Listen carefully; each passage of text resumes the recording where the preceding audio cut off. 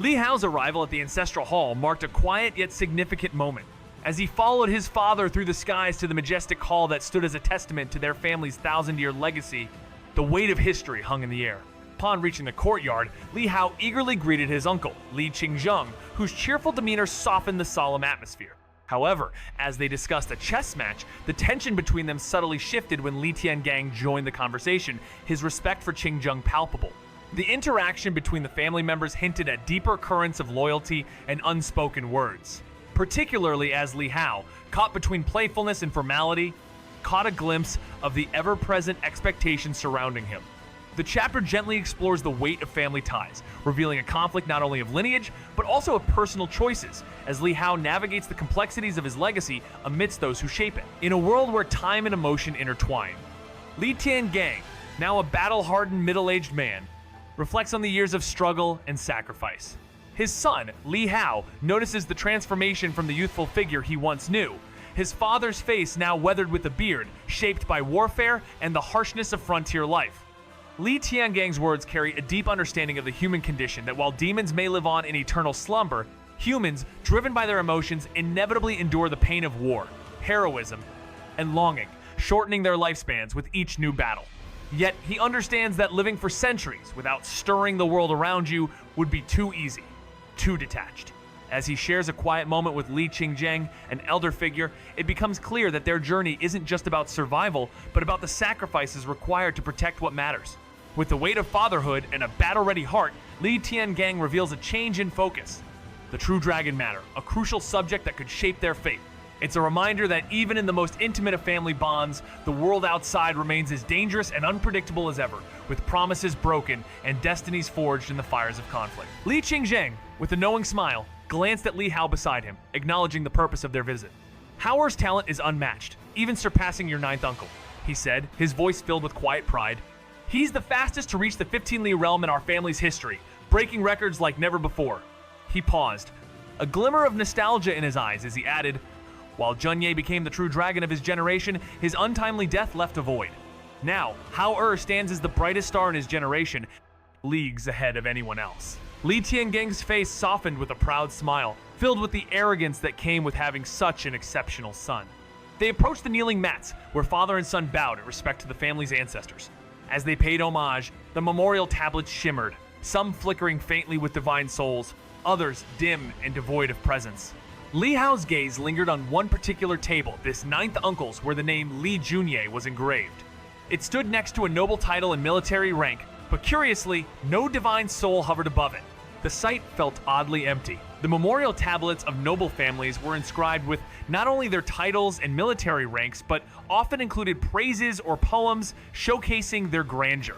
In contrast, a common family's tablet was much simpler, usually marked with a phrase like "Spirit Tablets of all past ancestors" to honor all forebears in one sweep. However, as time passed, many commoners lost their family records, leaving them to accept their fate without much history to hold on to. Only the noble families managed to preserve detailed genealogies, with each ancestor's achievements and titles clearly documented. In this chapter, Li Tiangang, a young warrior recently returned from fighting demons, encounters his third uncle, Li Xuanyin. The uncle, still in his prime and radiant like jade, holds a deep personal hatred for demons, as one had killed his beloved. The family, despite many sacrifices, was trapped by a river of spirits, unable to retrieve the lost souls of those who died in battle. The scene sets the stage for Li Tiangang's emotional reflection on the price of honor and the spirits of the fallen, with a strong, lingering sense of loss and unresolved tension. Li Xuanyin's voice cut through the tension. "Where's she? Why didn't you bring her?" His question, though soft, carried a weight. Li Tiangang's response was brief yet heavy. "She's gone." The word hung in the air as Li Xuanyin's thoughts froze momentarily. Before he could probe further, his eyes landed on Lihao, who stood quietly by his side. With a sudden change in tone, Li Xuanyin whispered, "Did she leave?" Tiangang's answer was just as cold, "Yes." A flash of regret crossed Li Xuanyin's face. He had admired her, and the bond they'd shared was undeniable.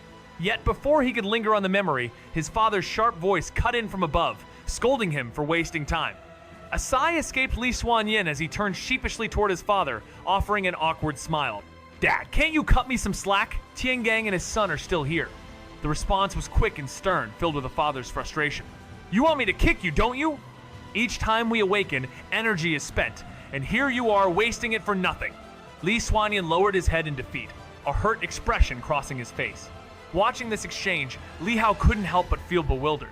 The man who had once been a figure of dignity had been reduced to the subject of a scolding. The scene left more than just a bitter taste. It stirred something deeper in the air. In the midst of the Li family's turbulent legacy, an eventful gathering reveals the clash between generations and the weight of broken oaths.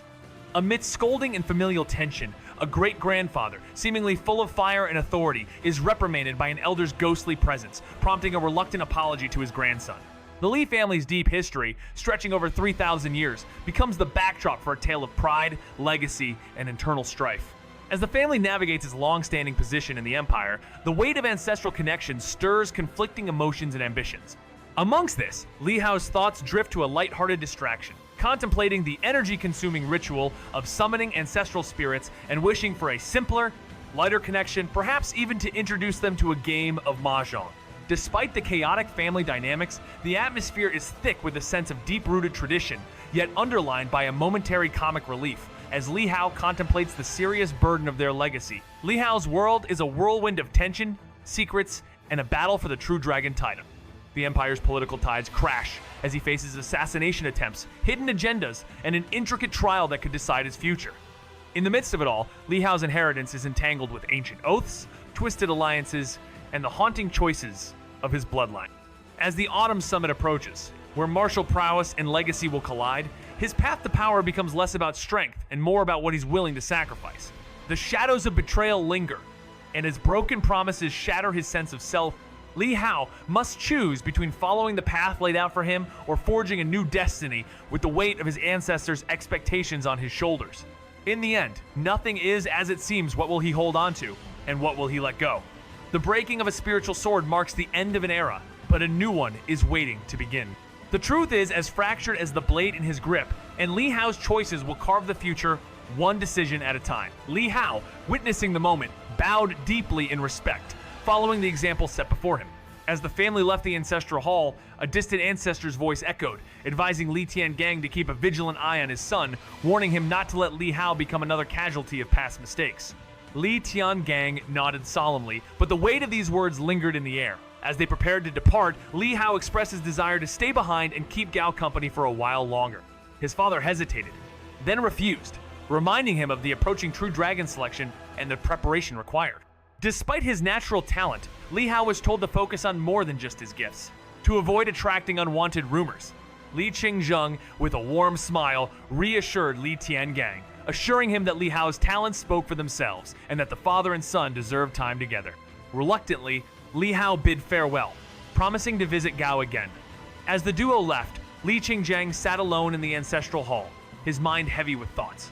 Slowly, he turned his attention to the chessboard before him, moving a white piece and murmuring, "Your move," followed by a black piece as the quiet tension of the moment deepened. The True Dragon competition is fast approaching, with only 2 months to go. Li Tiangang delivers the news to He Jianlan, sparking excitement across the mansion. Though the participants had been mostly from Shuihua Courtyard, the sudden rise of Lihao from the mountain and river courtyard shakes things up. Xiao Yujing, from the Linglong court, sneers, knowing that her adopted son, Li Yanzhao, stands no chance against Lihao's surprising prowess. Meanwhile, Lu Yuerong from Shuihua Courtyard, though prepared for the competition, seethes with frustration. In a desperate move, she sends for help from Qianfeng's master, hoping that the Buddha Lord, equal to the legendary Gantao Palace figure, might offer a solution. As the tension mounts, the stage is set for a battle where only the strongest will remain standing. Within the sacred Brahma Pure Land, hidden in the vast spirit realm of Mount Wuliang, life follows rigid rules dictated by the Buddha hierarchy.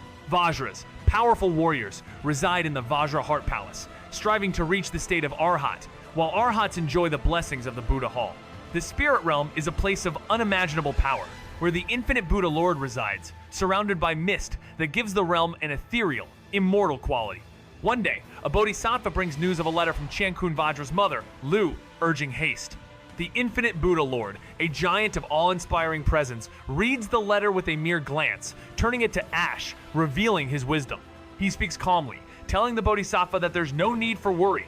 Qiankun Vajra, with his unmatched cultivation and the unique skills of his family, is destined for greatness. When he returns, the Buddha Lord will impart a sacred vow, granting him invincibility. The Bodhisattva breathes a sigh of relief, grateful for the Buddha's guidance. The infinite Buddha Lord's words echoed softly, as if the weight of a century of turmoil pressed upon him. For almost 100 years, conflict has ravaged Dayu, and its fate dwindles. We must intervene in the Divine General Mansion's competition for the True Dragon, though it is not a choice we take lightly. As chaos nears, we must descend from our mountain and ease the suffering of all. His voice held a quiet resolve.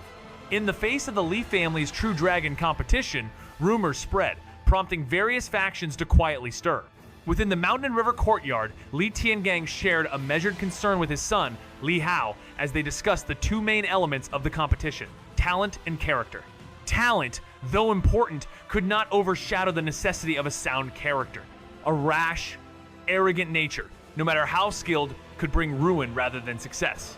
Whereas steadiness, tact, and composure marked a true leader. The competition also weighed connections and merits, but these were merely secondary, reflecting one's ability to forge relationships based on proper character. The road to power was not just paved with talent, but with the moral strength to wield it. Lihao understood talent might win him a place, but it was his character that would define his legacy. The rising tensions and high stakes were more than a contest for a title. They were a crucible for forging the true heirs of an empire. Lihao's journey is marked by harsh realities and profound internal struggles as he grapples with his family's legacy and the weight of power. His father, Li Tiangang, believes in his talent but laments his lack of discipline, particularly in terms of character, which could have propelled him beyond his current limitations. Despite their neglect, Lihao holds no resentment even when he was nearly killed in an assassination attempt, showing his concern for his father's safety instead. This bond between father and son, though fraught with emotional distance, highlights a critical theme. True leadership isn't just about power, but also about carrying the burdens of the family. The true test lies not in the ambition to rise above others, but in the sacrifice required to keep those around you grounded. As Lihao steps deeper into the political intrigue surrounding his family's role in the empire, he faces not only external enemies, but the turmoil of his own inner conflicts. The weight of broken promises, family loyalty, and the ghosts of past actions continues to haunt him as he moves toward his uncertain future, all under the shadow of the legendary True Dragon selection, where power and betrayal intermingle. He gazed at the determined, stubborn young man before him, a wave of emotions flooding his heart. An orphan, he understood the pain of being abandoned. Raised in a military camp, he had often watched other children laughing with their parents, feeling bitterness and envy stir within him. The nights were long with questions. Why had they given birth to him only to cast him aside? Why not raise him if they cared not for him? As time passed, this resentment faded as he considered that perhaps his unknown parents had their own burdens. But now, the boy before him, torn from his parents, seemed to harbor a deeper understanding than he had at that age. Wasn't he supposed to be filled with the same anger he once held? Lihao's calm demeanor bewildered him. When Li Tiangang asked about Lihao's resentment, the boy's response was simple and truthful: he had resentment. The honesty startled everyone, defying their expectations. Lihao had accepted this truth, and for the first time, the man before him realized that he was truly seeing the young master for who he was, not just as a symbol of his own past, but as someone far wiser than he had imagined. Lihao's words pierced the silence, heavy with years of unspoken resentment. It's not the absence of his father that stings, but the countless military reports sent back to the family without a single personal letter. 17 times he was left waiting. The hope of a letter from his father dashed each time, replaced with fabricated messages from the matron. The young boy's voice cracks with a raw honesty, a mix of disappointment and confusion. Why, when he had the chance, did his father never send a simple letter to check on his life, to know how he was truly doing? 14 years of absence may have distanced them, but it didn't erase the ache of a son yearning for connection, for a glimpse of care. His words hang in the air, a challenge to the father who, despite his political entanglements and duties, never considered the small, simple needs of the boy left behind. The unspoken truth is clear. Sometimes, it's not the grand gestures, but the smallest acts of love that matter the most. The atmosphere is tense as a father and son stand across from each other, their strained relationship finally coming to light. Li Tiangang, a seasoned warrior who has known no tears on the battlefield, now stands before his son, feeling the weight of his own neglect. His heart aches as he recalls the many years spent away, consumed by endless wars and forgotten letters. When Lihao, the son left behind, confronts him, the words hit hard. Was his absence all just an act? The realization strikes Li Tiangang with crushing clarity. He had failed as a father, leaving his son to fend for himself while he fought on distant fronts. The silent regret builds, and for the first time, he faces the truth of his neglect. As he pulls Lihao into his embrace, his voice cracks with the weight of apology. "I'm sorry, I've wronged you." Lihao's stoic heart softens, the unspoken bond between them finally stirring as they stand together in the aftermath of years lost to duty and distance. He sighed, his thoughts heavy. What good is an apology? Some things simply can't be fixed. Yet, deep down, he found a fragile sense of peace, accepting the inevitable. Life often required such quiet concessions. He could accept the apology, but the lingering regret would always remain. Perhaps that was the essence of life itself. Li Fu and Yuxuan stood silently, hearts aching for Lihao's wisdom and silent understanding. They regretted the countless losses from the border conflicts, both of soldiers and a child far away, who too bore the scars of those battles. After a long silence, Li Tiangang finally regained his composure, his voice breaking through the stillness. "I will make up for the 14 years I lost," he declared. "Whatever you want, I will ensure you have it." With a slight relief in his heart, Lihao responded, "Then I want more freedom." "Freedom?" Li Tiangang echoed, unsure. "No more demands to practice martial arts. No more interference in my life," Lihao explained. The weight of those words hit Li Tiangang hard. He remembered his son's usual habit carelessness in study and wasted talent. It was something he could not accept, yet he had just promised. To break that promise now? A struggle flickered in his eyes as he pondered. Even if Lihao abandoned cultivation for a time, his potential would not be destroyed. Perhaps he could allow this freedom after all. In a future where he inherits the Li family legacy and becomes the true dragon, Lihao carries the weight of his lineage on his shoulders, surrounded by those who place their hopes in him. Burdened with this responsibility, he finds solace in a promise made to his father, Li Tiangang. As he takes his leave to spend time with his fifth uncle, who has been lonely in his absence, he encounters the truth of the power struggle that awaits him. The true dragon selection is nearing, and Lihao must prepare for the trials ahead, knowing that his greatest rival is a family member. It's a journey of internal conflict and choices, as Lihao faces a path that could either bind him to his family's expectations or set him on a different course entirely.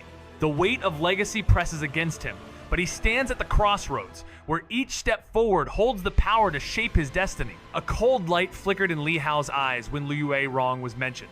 He glanced at his father, conflicted, knowing that revealing the truth about the poison pill would stir things up, but still unsure how his father would react.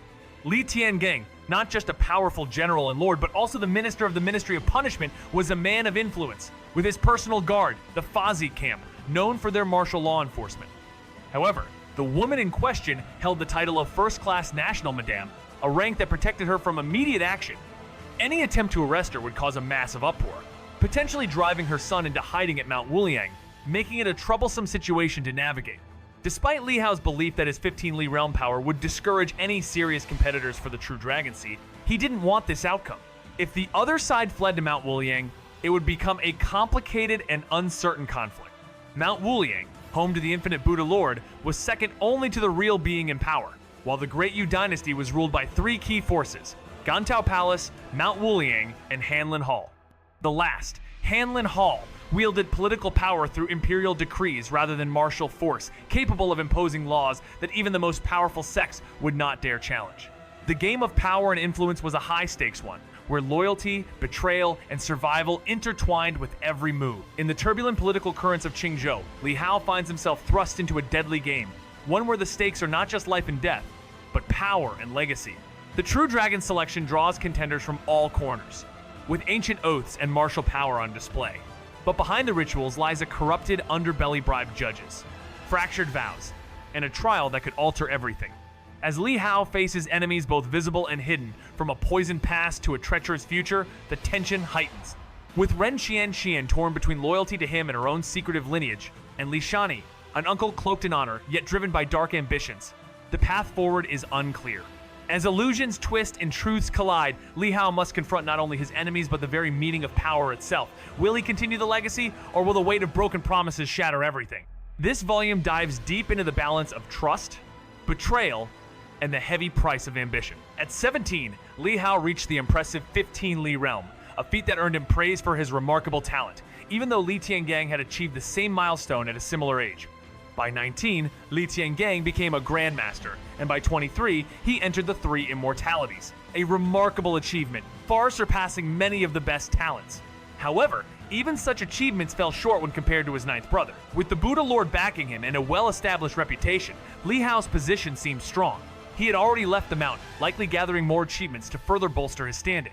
Yet, while Lihao's record didn't show any military achievements, Li Tiangang planned to send him to the frontier to earn such accolades by slaying a great demon. But Lihao remained unfazed, and Li Fu, with a knowing smile, reminded them of Lihao's earlier, quiet triumph in Kangyu City, where he single-handedly saved the entire city from a demonic calamity. This revelation took both Li Tiangang and Xuan Yu by surprise, shifting the perception of Lihao's achievements and hinting that his true potential was far from fully understood. The scene unfolded in the midst of martial brilliance, where the often underestimated Lihao achieved an extraordinary feat that no one had anticipated. His father, Li Tiangang, stood in stunned admiration, his gaze filled with both surprise and pride, realizing his son had stealthily accomplished something beyond his typical carefree nature. Xuan Yu too shared in this unspoken acknowledgement, recognizing the depth of Lihao's capabilities in rescuing those in need. The talk of rewards and the arrival of recognition filled the air, as the merit for such an act was bound to solidify Lihao's position. Li Tiangang's repeated exclamations of joy emphasized his newfound confidence in his son. It wasn't just the task completed, but the proof of strength in areas that couldn't easily be dismissed. Lihao's abilities, despite his youthful recklessness, had put him on a path where the family's legacy could now be firmly secured. Yet, the weight of this achievement was not lost on those around him, especially as the complexities of power, merit, and family ambitions loomed large in the background. Lihao's response was simple yet striking. If that's the case, does it mean there's nothing left for me to do? Upon hearing this, Li Tiangang, still chuckling, couldn't help but feel a pang of helplessness. The child before him had been spoiled by years of freedom and inaction, and now his desires were anything but conventional. If you're not cultivating, what else will you do? Li Tiangang asked, a sense of exhaustion creeping into his voice. I'll paint, play the zither, write poetry, Lihao answered casually. Li Tiangang grimaced at the list. His mind was elsewhere, but remembering his promise to the young man, he relented with a sigh. Fine, as you wish, I will keep my word. Lihao, relieved by this, nodded and left to find Fifth Master for a game of chess. After Lihao's departure, Li Tiangang turned to Xuan Yu, a long, sorrowful sigh escaping his lips. When will this child ever truly mature? He mused. Li Fu, ever optimistic, offered, My lord, the young master is more intelligent and mature than most of his age. He may be seeking more than just play, but companionship with Uncle Five. Li Tiangang's expression softened as he remembered the lonely old man in the ancestral hall and the solitary chessboard that sat there. Thoughts of his son's potential, both bright and burdensome, weighed heavily on him as the silence stretched. Lihao's reward was immense. For his bravery in defending the city and safeguarding over 1 million lives, he was granted the prestigious title of third-rank Earl and a city as his fief. Along with this, he received 10 chests of jewels and gold, along with divine armor and weapons from the 15 Li realm. Yet, the real value lay not in the material wealth, but in the Yu-Dragon Tokena life-saving charm that granted him 3 pardons from death. After the ceremony, Lihao received the imperial edict and bowed respectfully, his accomplishments spreading like wildfire across the city. At just 14, the young master of the Li family was now a celebrated hero. The rumors of his past, once labeling him a martial cripple, were now completely shattered. His name echoed throughout Qingzhou and beyond as a testament to his strength and honor. In the Li residence, the news stunned everyone, especially He Jianlan, who couldn't fathom how the worried child she once knew had transformed into such a formidable figure. The tides of fate had shifted, and Lihao had risen to claim his destiny. In the Piaoshu courtyard, Gao Qingqing could hardly believe the news that unfolded before her. She regretted her earlier advice to keep her child away from him, especially as she recalled his dazzling presence. Next to her, Li Xuanli, in awe, marveled at the remarkable qualities of the child, comparing him to his ancestors with a mix of admiration and astonishment. But as his words hinted at a delicate topic, Gao Qingqing's sharp retort quickly turned the atmosphere tense, with Li Xuanli scrambling to undo the unintended slip of his tongue. Meanwhile, in Shuihua courtyard, Liu Yue Rong was struck with disbelief upon learning that, at only 14, the child had been granted a noble title, bypassing ranks that many older figures could only dream of.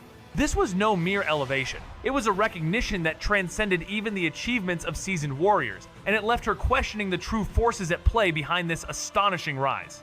What was the truth beneath the dazzling surface? Liu Yue Rong gritted her teeth, cursing the foolish monarch in her heart, but she dared not show any sign of frustration. Time was running out. 2 months? Maybe 6? maybe a year, but where could her son possibly gain the kind of merit needed to become a count? Merit, she knew, wasn't just about strength. It required opportunity, and the frontier was too dangerous for such a gamble. But then, a flicker of hope appeared as she received word from Mount Wuliang. Qianfeng had been called back and would be helped to seize the True Dragon title. Still, her mind rested on the Infinite Buddha, Lord, praying for divine intervention. As time passed, the external world buzzed with the news of the Li family's True Dragon decision, throwing Li Qianfeng into a whirlwind of emotion. His plans to return home shifted when he learned that his cousin, Lihao, had been granted the prestigious title of third-class count. This revelation shattered Qianfeng's pride. While he too had earned recognition, it was only a first-class knighthood a remarkable achievement, yet still inferior to Lihao's newfound rank. The mere thought of having to bow to Lihao as Lord Count filled him with deep resentment and disgrace. How could someone who once held so much promise be left to kneel in the shadow of a rival's glory? Li Qianfeng stood at a crossroads, torn between his desire for independence and the weight of his responsibilities, the hopes of many resting on his shoulders. As he returned to Mount Wuliang, a cascade of gifts and alliances poured in, a sign that the battle for the Li family's True Dragon title had begun. The competition between him and Lihao, the rising contender, was now undeniable, and everyone positioned themselves accordingly. In the past, the family's future had been uncertain, but now, with the path to power becoming clear, stakes were higher than ever. As Lihao remained unfazed, he found solace in the simpler moments of his journey visiting Song Shimo and sharing his homemade treats with her, a small act of kindness amidst the brewing storm. Despite her initial reservations, her enjoyment of his offering only deepened the quiet bond between them, a fleeting moment of peace in a time of relentless power struggles. In a tranquil moment by the cold pool, Song Kumo presents a rare treasure, the 1,000-year mysterious dark grass, shimmering in deep violet, radiating a mystic allure. She offers it to Lihao, explaining its benefits boosting frost-related cultivation techniques and defending against water demons. Despite her generous gesture, Lihao, ever humble, refuses, insisting she keep it for herself. He doesn't need it, he says, as his abilities far exceed what such treasures could offer, and his path lies beyond these aids. Song Chumo, taken aback by his refusal, feels a pang of confusion, for many have tried to gain her favor with similar gifts, yet Lihao's sincerity sets him apart. This moment, simple yet profound, reveals more than just their differing paths. It speaks to the essence of power, sacrifice, and the quiet choices that define them both. In the end, what's offered isn't always taken, and sometimes the greatest treasures are the ones left unclaimed. Lihao, born into the powerful divine general mansion, didn't need to lower himself to earn favor from anyone, especially someone from the demon race. Despite Song Chumo's insistence, he humorously turned down her offer, joking that he'd feed it to pigs, though secretly considering how he could use it to his advantage. Meanwhile, far from the scene, Li Yuanzhao sneezed, wondering if Li Yun was cursing him, unknowingly connected by the same thought. As Song Chumo carefully placed a rare medicinal treasure back into the cold pool for nurturing, she winked at Lihao, hinting that she'd like more of the food he brought. Lihao, ever the witty one, responded that satisfying a craving for her was possible, but feeding her well was a whole different challenge.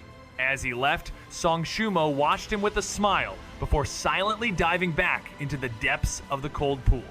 Lihao, however, had other matters to attend to, heading towards the Black and White Hall, unaware of the challenges that awaited him. Lihao had previously notified Palace Master Song Yufeng of his intention to teach today. As a nominal instructor, he felt it was his duty, especially with his free time. Upon arriving at the Black and White Hall, a loud voice greeted him from within. "Get out! Stand outside the door!"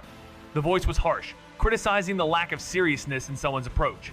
The words that followed were scathing, hinting that without his father's influence, this individual wouldn't have even made it into the Black and White Hall. Lihao was taken aback, his expression a mixture of surprise and confusion. It felt as if the place had turned into a gym class, a place where martial arts and studies were treated very differently from the expectations. Yet, this was the Tan Palace Academy, where literature was often disregarded in favor of martial prowess. As Lihao stepped inside the White Hall, he observed its vast space, organized neatly with 50 seats. Among the faces, one stood out, Song Yueao. This place, like others in the academy, had its own rhythm, and the tension between different ways of learning was palpable. It was clear that while the academy was a place of martial excellence, it was also filled with complex personalities and unseen struggle. She sat in the front, wearing the same White Hall uniform, yet she stood out like a beautiful scene. In front of the students, a young man in his 20s, head hanging and face flushed with embarrassment, was receiving a lecture from an elderly teacher with white hair. This young man, although in the divine travel realm and quite formidable in the outside world, was being scolded like a child. If I catch you bringing those useless books to class again, don't even bother coming back. You're spoiling the whole batch with one rotten apple. The teacher's volatile temper erupted as he shouted, "Out! Stand outside!"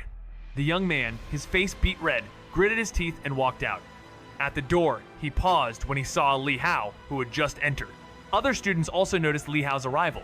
"It's him," Song Yueyao remarked. Surprised but remembering her grandfather's words, her eyes lighting up. Was he here to give a lecture? She didn't believe Lihao could teach anything profound, considering he was only 14 and not much older than her. Lin Feifei, Song Yueyao's close friend, looked at Lihao with a puzzled expression, feeling she had seen him before. Song Yueyao, however, didn't share that he was the same person who crossed the Mo River that day. After all, who really paid attention to such men on ordinary days? They were just faceless figures dust in trees in the distance. A newcomer enters, and immediately the whispers spread across the crowd. Who is this young man? He seems out of place, but his noble presence is undeniable. As the boy clashes with another student, a flush of embarrassment rushes over him. A loud command from behind forces him to retreat, adding more tension to the atmosphere. But then, an unexpected shift occurs. The elderly teacher spots the newcomer, a glimmer of recognition in his eyes. Lihao, a 14-year-old prodigy and the talk of the town, steps forward, and the transformation in the teacher's demeanor is instantaneous. The once intimidating figure now stands in complete submission, a stark contrast to his usual fiery attitude. The students, stunned and wide-eyed, watch in silence as the teacher introduces him as the Academy's new titular instructor, Lihao, the young master of the prestigious family. The weight of his arrival is palpable, leaving the onlookers in awe, unsure of what this change will bring. The moment Lihao's name was announced, the students, who had been confused and curious, suddenly burst into a frenzy. The whole city of Qingzhou had been buzzing about him for days. From tea houses to inns, his name echoed everywhere. While it might have been a mere stone creating ripples in the vast world of heroes, within the city, he was a household name. At just 14, with a cultivation realm already at the 15 Li stage, he was considered a once-in-a-millennium prodigy.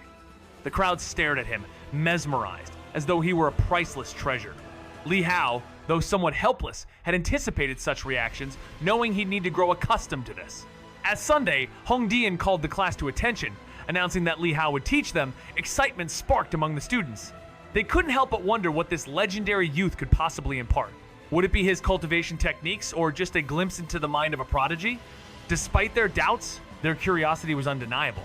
As Sunday, Hongdian stepped aside, entrusting the class to Lihao, the young prodigy nodded with a calm smile. With his gaze settling on the now silenced room, the moment of anticipation was palpable. Lihao, with a knowing smile, cut straight to the chase. "No need for introductions, what do you want to learn? Swordsmanship, fist techniques, or movement arts?" The room shifts, anticipation building, and Song Yueyao's eyes glimmer with hope, especially when swordsmanship is mentioned. Most of them had practiced it, believing it to be the most noble of paths. Lihao chuckles, understanding their desire after all. The history of swords and blades stretches back to ancient times, filled with countless techniques and legends. As he casually offers to teach, the air crackles with curiosity. One bold soul asks if he will impart the renowned swordsmanship of the listening Rain Tower. But Lihao's smile never falters. Family secrets are off limits, he says, the playful edge in his tone hiding a deeper resolve.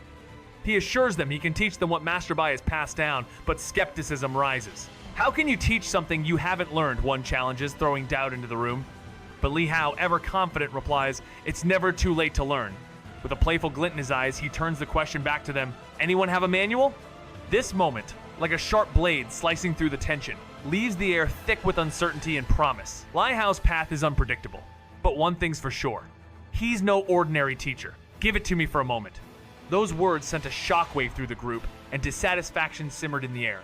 Lihao's sudden declaration was seen as arrogant, dismissing the lesson they had all gathered for. The group's initial excitement quickly turned to disillusionment. Song Yueyao's expression darkened, her opinion of him shifting. "Li, we really want to learn," someone said, trying to calm the tension. But Lihao, unfazed, pushed forward, asking if anyone had a sword manual. His approach, acting alone without regard for others, left the group frowning. His so-called teaching was nothing more than casual commentary on a manual. Was this really teaching? His prodigious talent was undeniable, but his arrogance was just as apparent. Disappointment reflected in Song Yueyao's eyes. The students wore faces of dissatisfaction, but none dared speak up. What was the point of this display if he wasn't going to teach? Yet the fear of offending him kept everyone silent. Lihao, however, took note of their reactions. His arrogance might have been obvious, but so too was the deep frustration building under the surface. Lihao quickly sensed the thoughts of those around him and couldn't help but feel a sense of helplessness. His eyes landed on Song Yueyao, and he calmly requested, "Song, you have the sword manual, don't you? Let me take a look." Song Yueyao, singled out by Lihao, became visibly uneasy under the watchful eyes of those nearby. With a frown, she responded, "I didn't bring the manual. My practice of the sword technique is almost perfected." Undeterred, Lihao ordered, "Then find me one." Song Yueyao remained silent, a pout forming on her lips as she reluctantly considered asking her friend, Lin Feifei, for help. But before she could speak, a young man stepped forward. "Li, I have one here," he announced, quickly handing over the sword manual with a grin. "Li, my name is Ma Jing." Despite his somewhat obsequious demeanor, Lihao simply nodded in acknowledgement. As Ma Jing returned to his spot, soft murmurs of disdain were heard from the crowd, unimpressed by his fawning. But Ma Jing, unfazed, knew this was an opportunity to gain favor, and he was not about to miss it. "Give me a moment," Lihao said, flipping through the manual. The intricate characters and illustrations were easily understood by someone of his expertise, and as he continued, he began to envision the techniques and moves in his mind. This was no ordinary manual. It was the high-quality Yin and Yang reversal sword, a treasure of swordsmanship. The pages were more than just instructions. They were a gateway to mastery. Lihao, already a master of many cultivation techniques, absorbs a torrent of information and is ready to teach. With a sharp focus, he calls in Zhou Zheng, a young man who has been reluctantly standing at the door, listening in on the lesson. Despite having no interest in martial arts, Zhou Zheng is drawn in by Lihao's presence, feeling unexpectedly acknowledged. Lihao, with a calm demeanor, begins by demonstrating the falling snow sword skill at its perfection level. His words confuse the disinterested group, some even stifling laughter, yet his skill is undeniable. In this moment, it's clear that Lihao's approach to swordsmanship is not just about technique, it's about understanding, power, and perhaps something deeper that awaits those who choose to follow. Lihao's bold claim to master a sword technique perfectly after just a glance stirs doubt among the crowd, who expect a spectacle. Despite his confident air, Song Yueyao is left unimpressed, recalling their brief encounter in Kangyu City. Yet, as Lihao unsheathes a sword with an effortless display of power, the spectator's scorn begins to waver, realizing the depth of his cultivation. Calmly, he executes the Yin and Yang inversion sword, a complex and formidable style. His movements are elegant and fluid, leaving the audience stunned and silencing any mockery.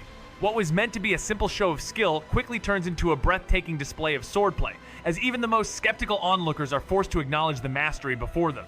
The silence in the hall mirrors the shock and admiration that now fills the air, with Song Yueyao herself taken aback by the unexpected brilliance. A spectacle of swordplay unfolded before her eyes, as magnificent and bold as a peacock unfurling its feathers. This was none other than the legendary Yin and Yang inversion sword. Song Yueyao stood frozen, struck by the sight, her mind struggling to comprehend the extraordinary display. She had mastered this technique herself, yet what she witnessed was beyond anything she could have achieved. The graceful yet chaotic flow of movements seemed impossible to decipher. Were they feints or genuine strikes, or perhaps a mesmerizing combination of both? It felt as if thousands of swords were dancing in the air, each movement blindingly fast and impossible to track. When the demonstration ended, the hall fell into a deep silence, the air thick with awe.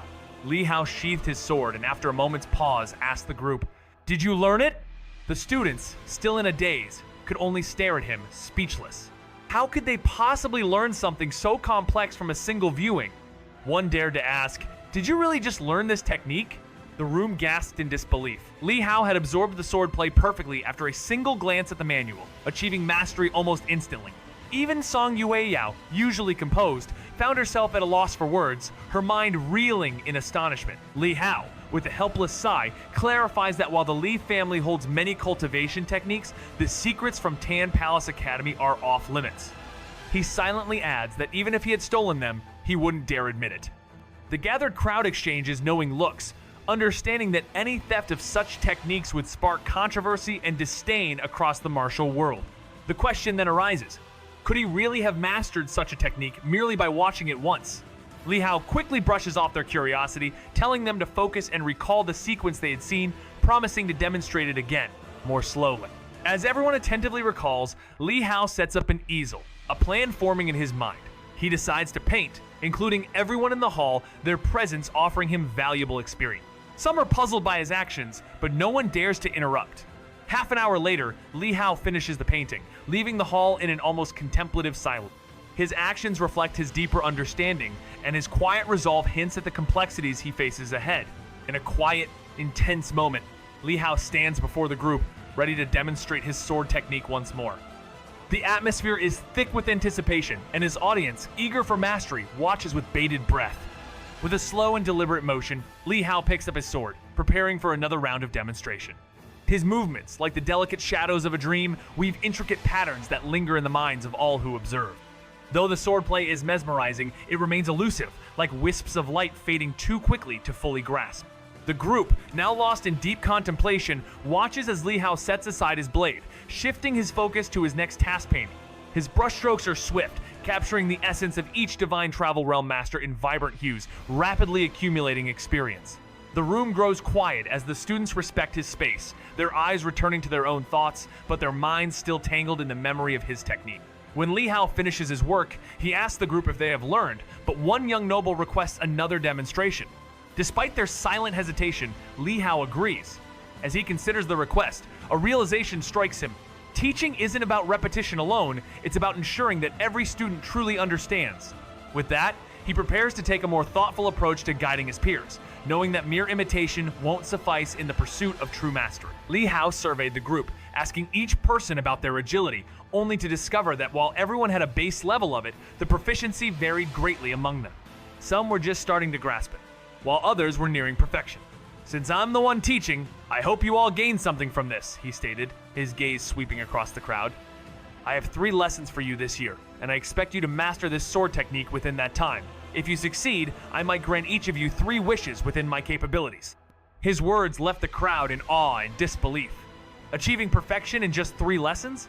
The young master's bold claim seemed far-fetched and impossible dream. After all, who could compare to Lihao? Who could perfect a technique after just a single glance at it? There was suspicion in the air. Was this some sort of bluff? A teacher trying to impress with promises of wish fulfillment? "Isn't this a bit too difficult, Li?" one voice questioned.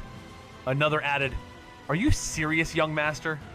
This is almost amusing. Amidst the murmurs, Song Yueyao watched Lihao with a puzzled expression, unable to decide whether this was a grand challenge or an empty boast.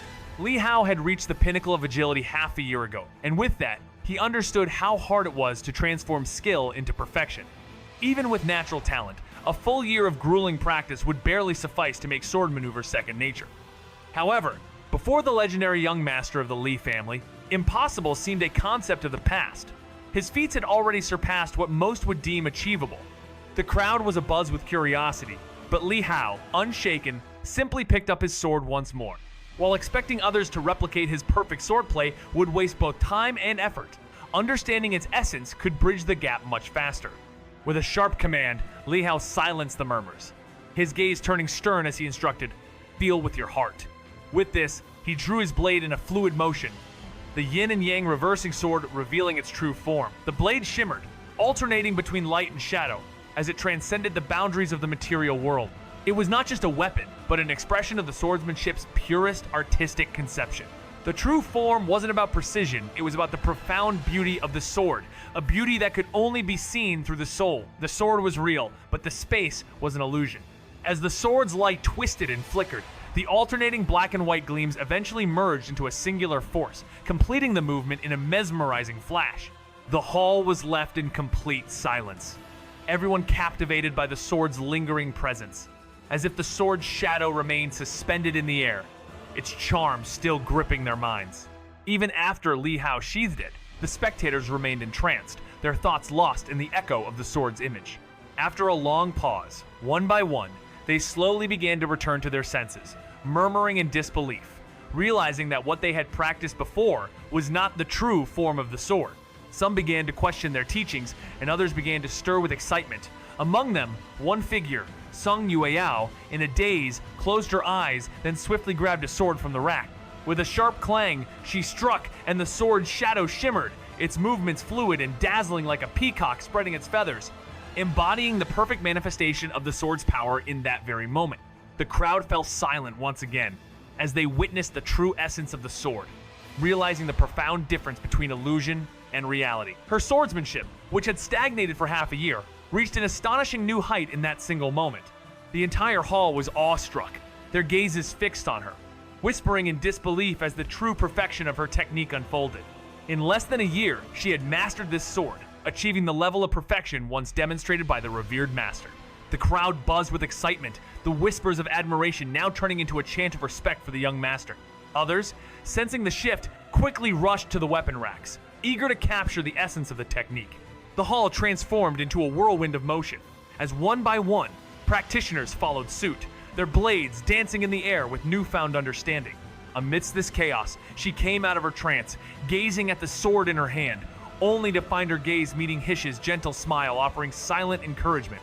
It struck her heart like a ray of sunshine, leaving her momentarily dazed and blushing, before she hastily looked away. The room buzzed with energy as more breakthroughs were made, the sound of joy and triumph echoing in the air. It was a day of not just physical advancement, but a moment of emotional revelation, marked by the breaking of old limits and the forging of new paths. As the sun dipped below the horizon, the lesson drew to a close. Lihao, observing the progress of his students, felt a sense of fulfillment knowing that dedication truly bears fruit. Just as the session ended, a question broke the silence. Someone inquired about the level of swordsmanship Lihao had demonstrated. The curious student wondered if it was the so-called ultimate perfection, but Lihao calmly revealed that beyond perfection lies the true state, a realm he himself had reached. His confidence in the true state wasn't misplaced. He understood that those who mastered the art deeply, like the sword saints and saber saints, had long touched it. Yet, he hinted that even the true state might not be the final step, alluding to higher realms that perhaps only spiritual awakening could reveal. The room fell silent in awe, especially Song Yueyao, who knew the rarity of such mastery and the dedication it required. The young genius, barely 14, had already surpassed what many would deem a lifetime's achievement. With a wave of his hand, Lihao concluded the class, leaving his students to ponder their paths and the true meaning of cultivation, knowing that mastery wasn't just about skill, but the journey within. Li Fu returned to the mansion and found Lihao, delivering a message from the Lord. The message emphasized the importance of making connections, even as securing the true dragon seemed almost guaranteed. However, networking was a lifelong effort, and the Lord hoped Lihao could achieve his goals flawlessly. Lihao agreed with a casual nod. The next day, he walked to the cold pond with small pastries, tossing a stone into the water. Soon, the water Qilin emerged, transforming into human form. Her eyes lit up at the sight of the pastries, and with a smile, Lihao handed them over before leaving. Song Chumo, delighted, took a bite and watched him leave. Lihao then moved on to his second lesson. As he reached the White Hall, an angry voice echoed from within, defending a child who had been humiliated by a teacher despite his martial arts limitations. Lihao, curious, entered to see a scene of Tenshin's son, Hong Dian and Zhou Zheng were present, along with a stern-looking, middle-aged man who seemed to be closely related to Zhou Zheng. In a tense moment filled with emotion, the ground before them was littered with shattered book fragments, a chilling reminder of events from the day before. A furious confrontation ensues as Sunday Hongdian, embarrassed and frustrated, scolds Zhou Zheng, who was caught in the middle of a delicate situation involving his father's expected visit. Though Sunday Hongdian expected gratitude for his strict discipline, he was met with fiery opposition. Zhou Zheng's father, a martial artist of great repute, fiercely defends his son, declaring that his integrity and character are beyond reproach. He chastises Sunday Hongdian for insulting a person of such honor, even though his son's martial skills may not match expectations. His anger is palpable as he challenges anyone who dares to tarnish his son's name. The scene is charged with silent awe from onlookers who, instead of mocking Zhou Zheng, are filled with envy at the strength and loyalty of his father's defense. In the face of such unyielding protection, Sunday Hongdian erupts once more, declaring that if things continue this way, Zhou Zheng should leave, no longer subject to his teachings. Zhou Zheng's father, furiously pulling his son away, found himself met with resistance as Zhou Zheng, his eyes red from holding back tears, desperately begged, "Dad, I want to stay and learn properly. I mastered swordsmanship yesterday." His father, dismissing his plea, angrily retorted, "If you want to learn, I'll find you a different teacher. There are plenty of them out there." But just as they were about to leave, a sudden encounter with Lihao changed everything. The entire room turned to Lihao, greeting him with a unified, "Greetings to Teacher Li." Their respect caught both Zhou Zheng's father and Sunday Hongdian off guard. Zhou Zheng, his face lighting up, excitedly told his father, "This is Teacher Li, the one who helped us perfect our swordsmanship, from spirit level to flawless in a single lesson." His father and Sunday Hongdian were left baffled, struggling to understand how such a transformation had occurred. Lihao stood frozen, his mind reeling. Everyone had learned it in just one lesson yesterday? Only a few could even grasp it back then. But now, what was the point of his presence? Before he could process it further, Zhou Zheng's father, General Zhou Liang, stunned everyone by kneeling before him, proclaiming, "Mr. Lihao, at your service." Lihao quickly helped him up, puzzled but respectful. Zhou Liang explained his past service to Lihao's father, and Lihao, now understanding, reassured him. No need for such formalities. The exchange left everyone in awe, but Mr. Sunday wasn't pleased, clearly unsettled by the sudden shift in power dynamic. Zhou Zheng, eager to stay for another lesson, faced his father's hesitation. But after a brief conversation, Zhou Liang agreed. However, Sunday Hongdian scolded Zhou Zheng for disrupting the class, but Lihao calmly diffused the situation, maintaining his composure as Mr. Sunday reluctantly softened his stance. This encounter was more than just a class interruption. It was a subtle dance of influence and power, hinting at the deeper connections and unresolved tensions in this work. The students are buzzing with excitement after their lesson with Teacher Li, but there's an undercurrent of tension, as one teacher's harsh approach to motivation has rubbed some the wrong way. Lihao, on the other hand, with a calm and collected demeanor, addresses the class about their progress. With a quiet yet effective challenge, he brings up a bold statement from a fellow teacher about their supposed mastery of the arts.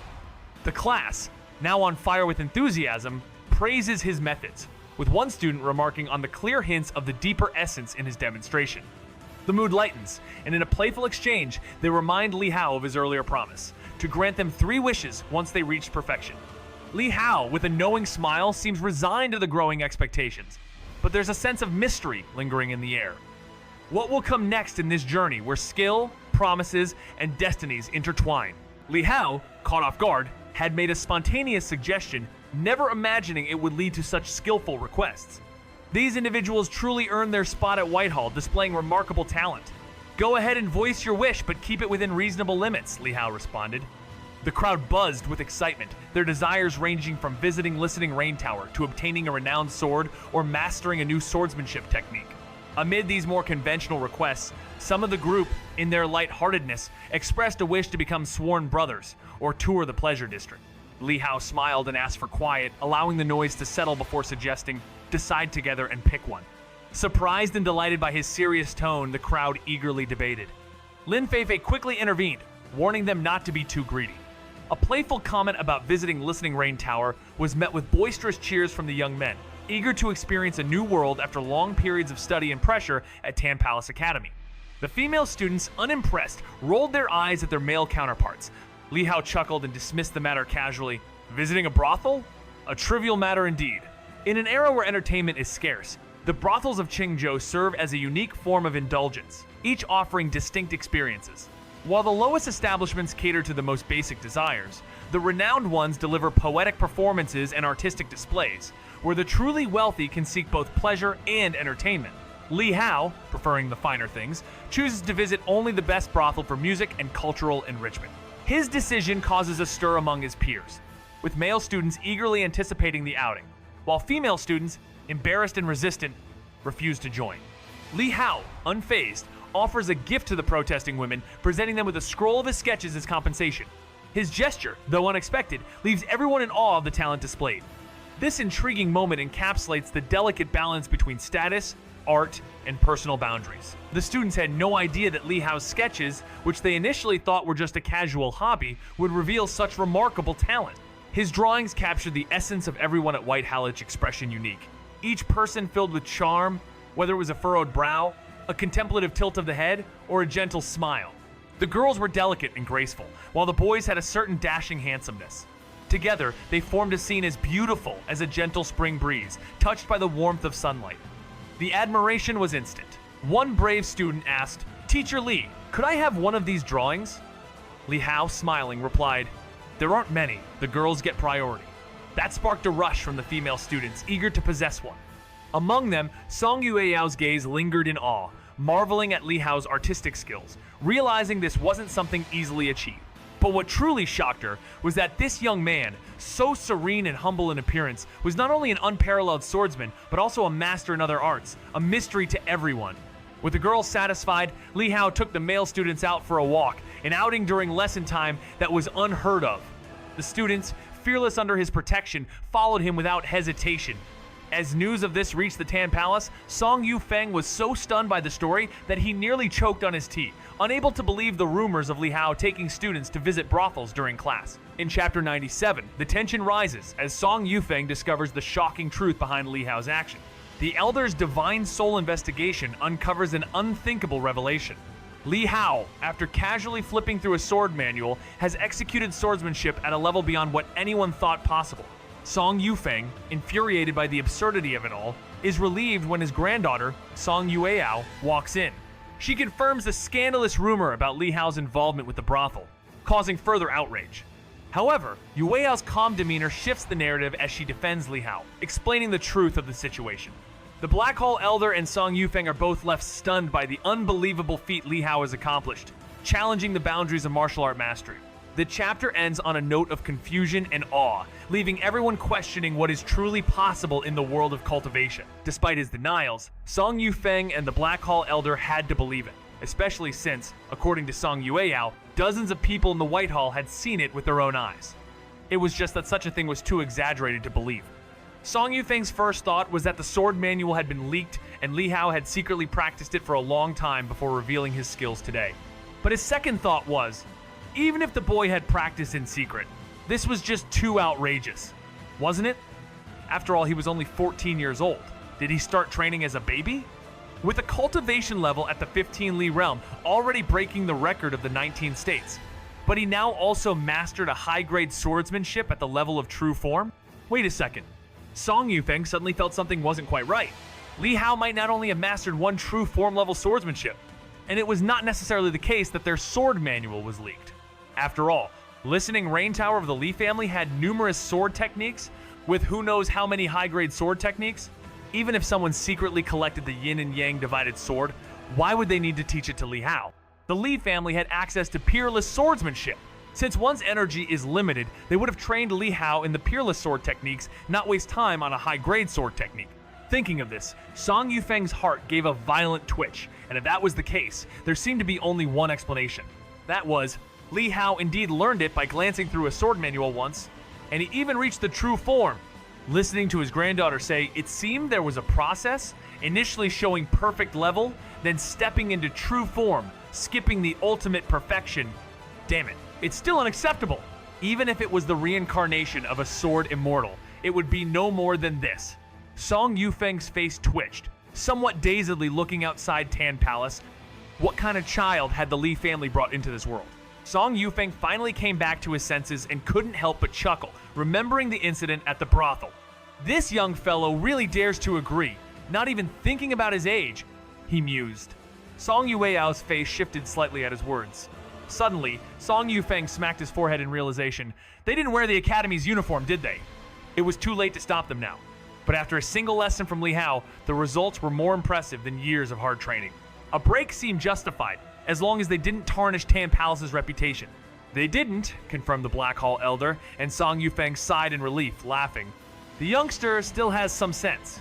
On his way down the mountain, Lihao encountered Xianxia, a poetry-loving prince.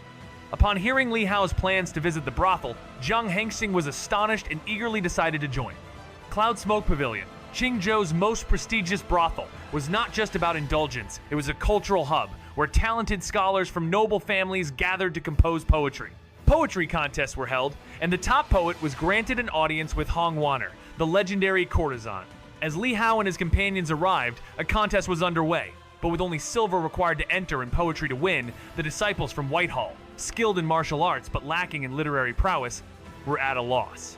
Fortunately, Lihao was prepared, having promised to fulfill their wishes, and he wasn't about to let them return empty-handed. In the poetic atmosphere of a martial arts gathering, the verses felt like a call to arms for those with a warrior's heart. Zhou Zheng, moved by the powerful words, stood on the precipice of a deeper understanding, swept away by the stirring energy of the poem. These verses, filled with boldness and raw emotion, resonated deeply with those who felt constrained by the weight of their unfulfilled aspirations. As the disciples of Whitehall took to the stage, each recitation captured the attention of all present, with their verses embodying both defiance and yearning. Among them, a girl in her 20s, captivated by the talent on display, watched with wide eyes as the words flew like arrows to pierce the hearts of her peers. The atmosphere was electric, charged with anticipation as the martial world, where valor and heroism were praised, clashed with the rare beauty of poetry. Among the many guests, a young man known for his sharp mind and striking verses stood at the center of attention. It was revealed that the poems, each one crafted with care and passion, were the work of Lihao, a young figure whose identity added layers of intrigue to the unfolding event. As his name spread through the crowd, excitement soared, and the focus shifted to his talents. The mood shifted from admiration to infatuation, as even those without poems to share basked in the glow of Lihao's work, finding themselves showered with attention. Amidst the celebration, Lihao's true nature shone humble and approachable. His presence disarmed those around him, even as the people around him, including the manager, felt the weight of his unspoken importance. Lihao, indifferent as always, agreed to let the manager pick 2 lines of poetry to decorate the Cloud Smoke Pavilion. These lines, simple yet powerful, read, "You must know, in my youth I grasped at clouds, promised to be the finest in the world."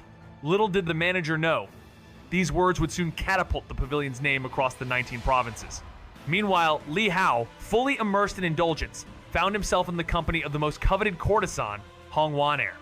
Despite her playful advances, Lihao, ever casual, only asked her to peel seeds for him, a task she obliged without question. As rumors swirled, news of Lihao's actions reached the Divine General Mansion, causing an uproar. His father, Li Tiangang, enraged by the report, demanded his immediate return, unwilling to tolerate his son's reckless behavior. The stage was set. Lihao's journey was no longer just about power, but about the consequences of every action he took, and the family ties that bound him. Lihao, indifferent as always, agreed to let the manager pick 2 lines of poetry to decorate the Cloud Smoke Pavilion. These lines, simple yet powerful, read, "You must know, in my youth I grasped at clouds, promised to be the finest in the world."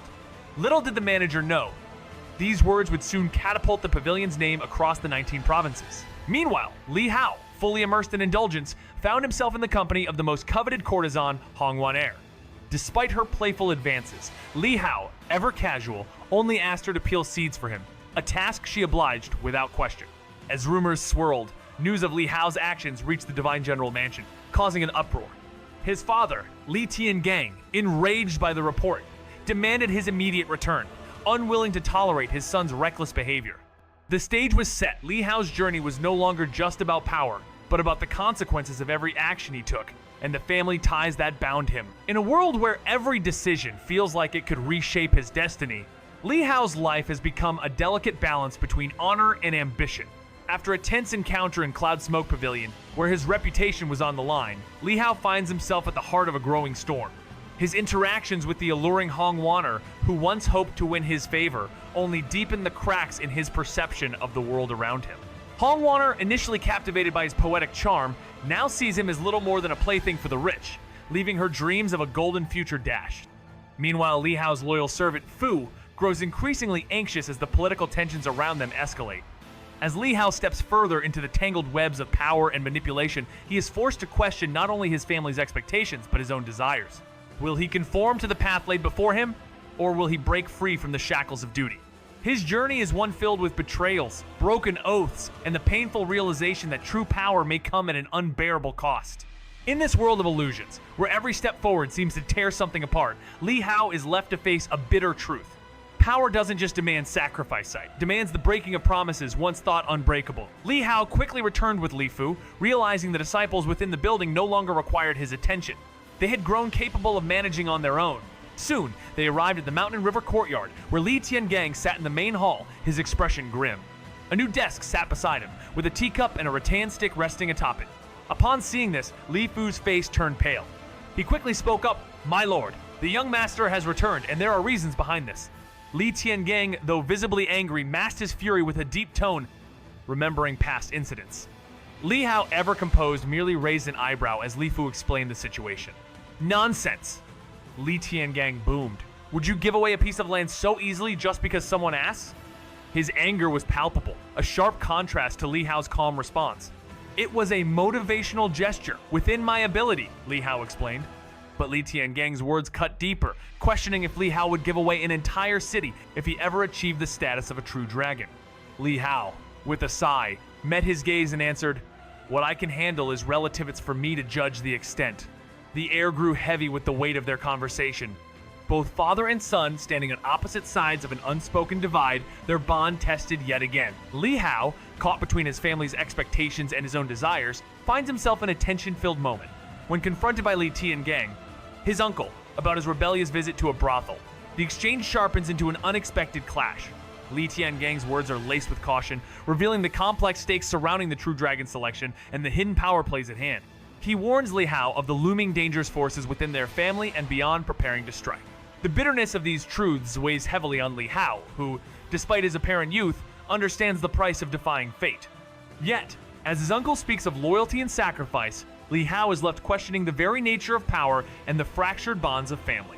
His silent departure underscores the deep-rooted conflict within him, one of loyalty to his bloodline versus the desire for self-determination. The weight of the conversation lingers as he walks away, the illusions of family and power gnawing at his soul, all while the promises made long ago seem ever more fragile. Lihao's journey through life is a turbulent one, caught between the expectations of his father and his own desires. As Li Tiangang watches his son, he wonders when the boy will grow up and temper his impulsive nature, questioning who he takes after. Lihao, however, finds solace in the peace of the family mansion after his return from the brothel, though his relationship with his father remains strained. Their personalities are worlds apart. Li Tiangang seeks to guide his son, while Lihao yearns for freedom. Despite their differences, they come to a fragile compromise. Lihao will stay home, but his actions will no longer be controlled. No longer focused on painting, Lihao immerses himself in ancient cultivation techniques, his mind set on understanding the heart of a grandmaster, though the path proves difficult. With his 6th-stage insight, he should have progressed to the heavenly human realm, but he is stuck. What does it mean to be a grandmaster? It is more than mastery over techniques. It is the ability to forge a path of one's own, to create a legacy. But this journey is fraught with challenges, as Lihao will soon discover that power comes with a heavy price. The path to becoming a grandmaster is one walked alone, with no one to guide or offer advice. Not even the 3 immortals, with their higher realms, can show the way each grandmaster's journey is uniquely their own. To reach the Celestial Master Realm, one must forge their path through self-discovery, contemplating the essence of martial arts through one's own understanding. Lihao, caught in a whirlwind of uncertainty, sat alone in the Listening Rain Tower, reflecting on the words of his second uncle. The advice was simple, yet profound. First, find your martial heart through the struggles of life. Second, face the brink of death for a fleeting moment of enlightenment. Or third, return to the basics, for it is in simplicity that the true heart of martial arts lies. Like a stone, despised when discarded, but revered when placed on a pedestal, the most basic techniques may hold the key to greater understanding. Lihao, with his mind focused yet uncertain, leafed through the martial compendium before him. The techniques of swords, spears, and fists lay before him, a vast array of knowledge. But for now, he only turned the pages aimlessly, not seeking answers, but passing time.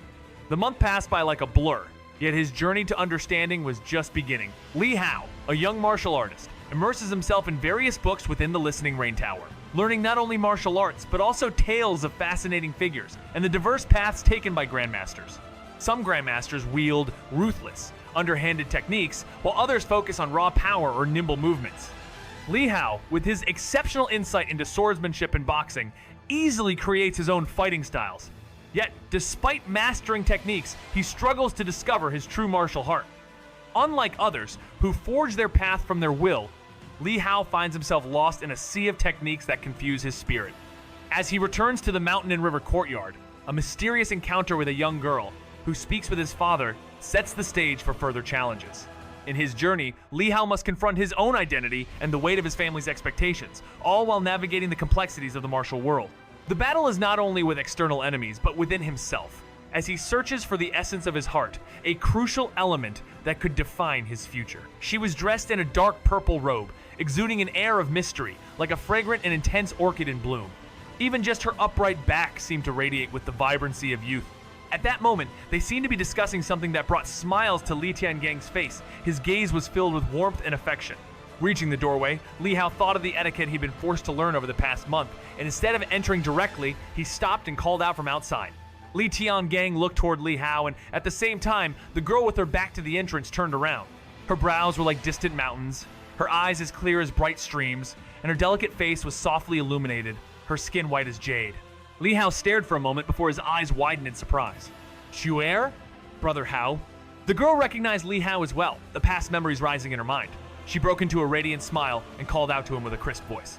Lihao finally confirmed that the girl before him was the little miss he hadn't seen for 8 years, the little tail that used to follow him around. He stepped forward quickly, looking her up and down with astonishment. In the 8 years they had not seen each other, the little girl who used to cry at the smallest thing had grown into a young lady, and not only that, she was beautiful and delicate, as though crafted with care. "You've grown up so much," Lihao couldn't help but utter a remark full of amazement. The girl was indeed beyond Rushu. She stood up from her chair with graceful movements and smiled. "Brother Hao, you've grown a lot taller too." "Of course," Lihao laughed and said, "Why didn't you say something before coming back? Have you eaten yet?" The laughter echoed, a familiar sound in the air. "Let me tell you, my cooking skills have improved a lot. In a few months, I can fatten you up into a little fatty." The teasing words floated through the conversation, leaving a slight flush on the girl's cheeks as she responded, her tone light but carrying a hint of a smile. Brother Hao still likes to joke around. His grin widened. "Who told you to be such a crybaby? I definitely have to tease you." Her retort was playful yet firm. "I'm not a puppy." His hearty laugh filled the space, and then his attention shifted, the joking tone slipping as he asked with genuine concern, "How's your swordsmanship training going? Did anyone bully you?" Her response was reassuring, a smile gracing her lips as she shook her head. "Master and my senior brothers and sisters are very nice to me. Nobody bullies me." A sigh of relief escaped his lips before he turned the focus back to himself. "Of course I've been great.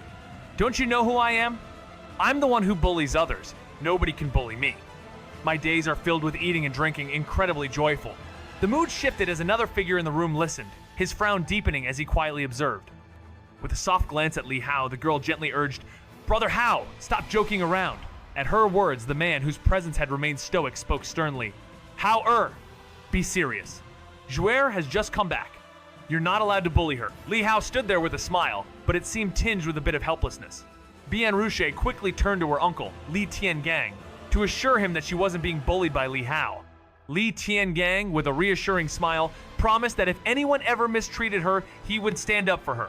As he had promised her father, he would always protect her from harm. Grateful, Bian Ruche thanked him and then turned her attention to Lihao, her gaze softening as she asked for a walk. Without hesitation, Lihao agreed, though his mind lingered on something else as he glanced at his father, seeking permission.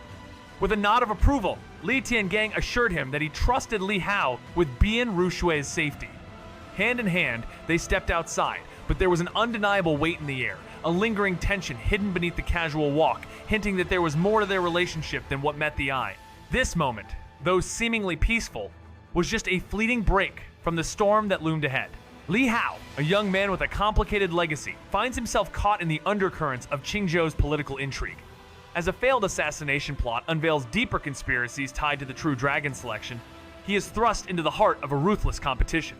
With his fate intertwined with the powerful forces surrounding him, Lihao is not only a target but also a key contender. At the Autumn Summit, a gathering of martial power and ancient rites, the stakes are higher than ever.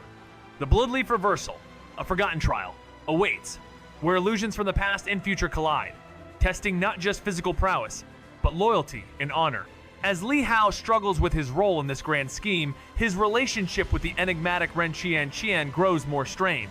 She is torn between her duty to him and the survival of her hidden lineage. Meanwhile, Lihao's family ties, particularly with his uncle Li Shanhe, a man cloaked in honor but harboring dark ambitions, continue to pull him in conflicting directions. The deeper Lihao delves into the legacy of the True Dragon, the more he questions what true power demands.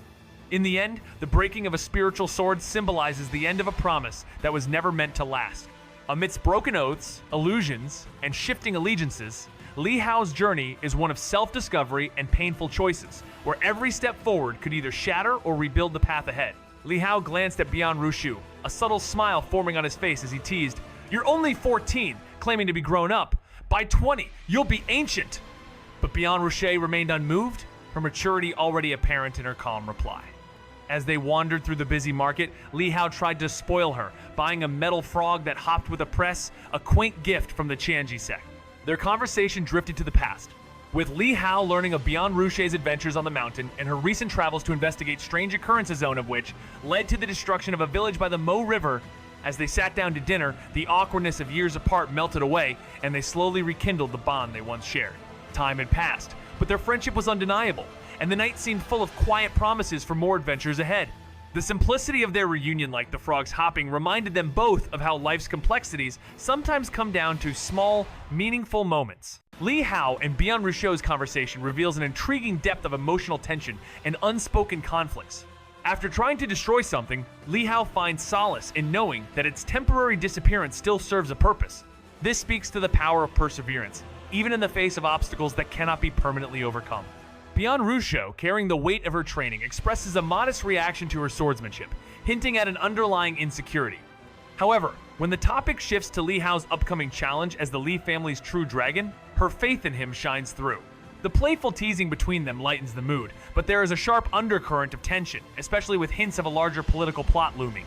Lihao's casual confidence contrasts with the complex situation unfolding around them, especially as whispers of powerful figures heading to Qingzhou suggest that larger forces are at play.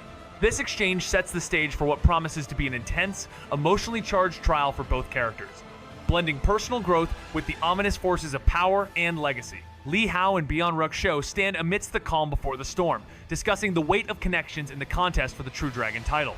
Despite the apparent importance of ties, Lihao remains confident that they cannot sway the outcome. Their conversation takes a lighter turn when Bian Rusho offers to call for reinforcements, to which Lihao responds with a request that leaves her speechless she's full and expects her to finish the meal. As days pass, the two share simple pleasures delighting in food, performances, and the beauty of nature.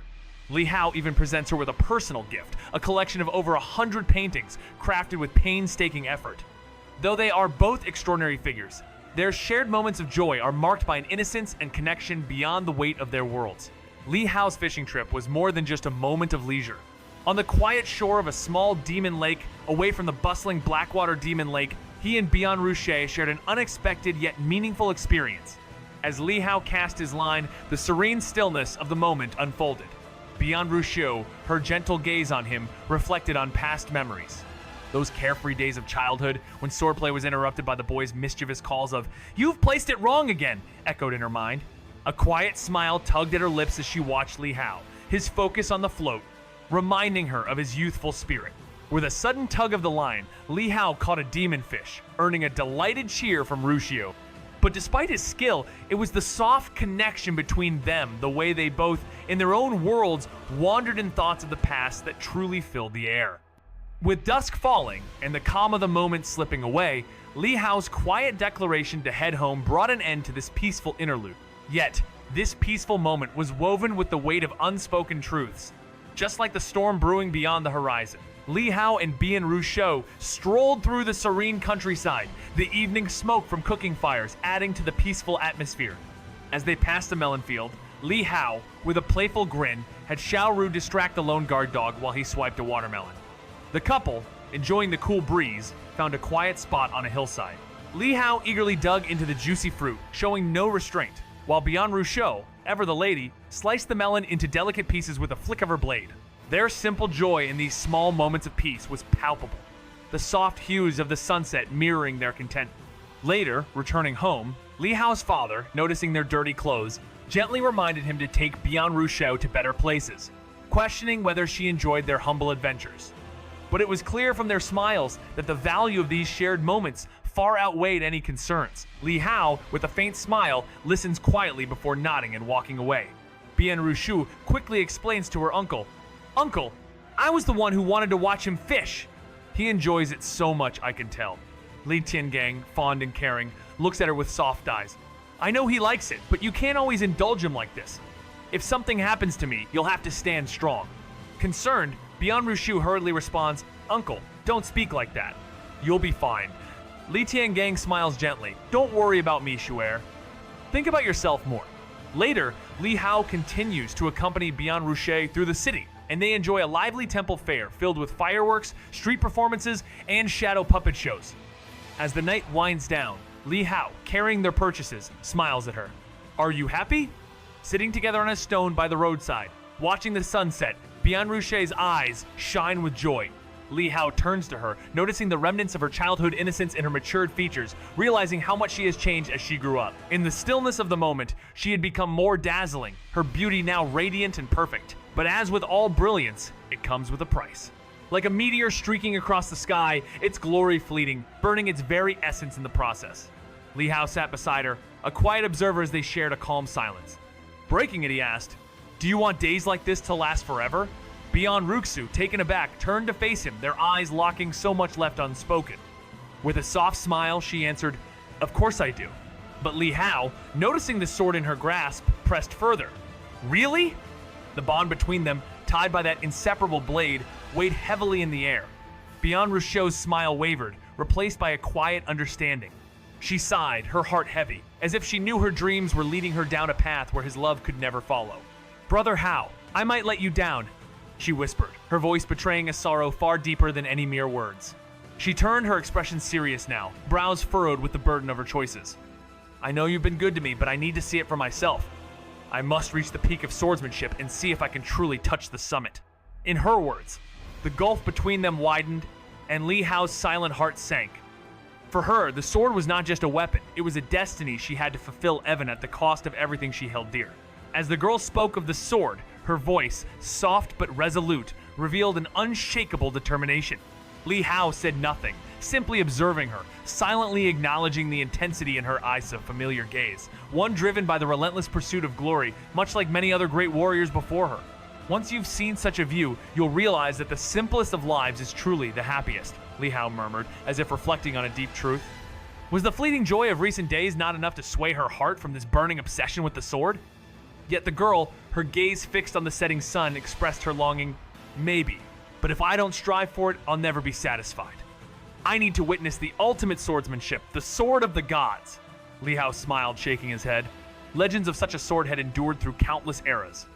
The sword of the gods, a blade shrouded in mystery. Its form and technique unknown, was believed to possess unimaginable power, the ability to sever gods, spirits, demons, and even the very fabric of the world.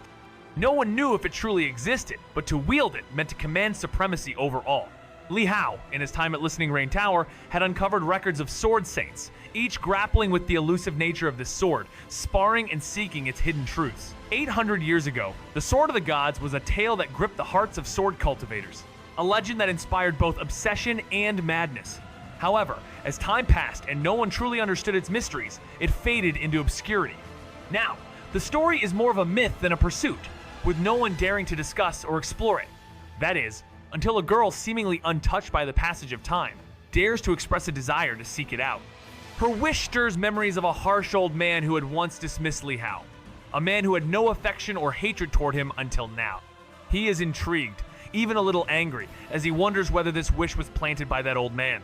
Yet, when the girl responds, explaining that it is merely her own path, Lihao's frustration subsides, and he offers his aid.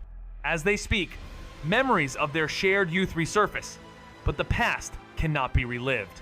The Sword of the Gods remains elusive, a legend without form, its secrets hidden in the shadows, waiting for someone truly worthy to uncover them.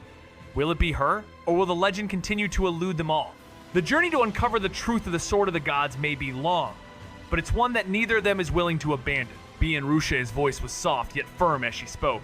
"I understand you wield a sword as well, but this swordsmanship is a journey only the brave undertake. Even my master could not fully guide me. One must dedicate their life to it, searching endlessly for only a glimpse of its truth." Lihao, momentarily silent, absorbed her words.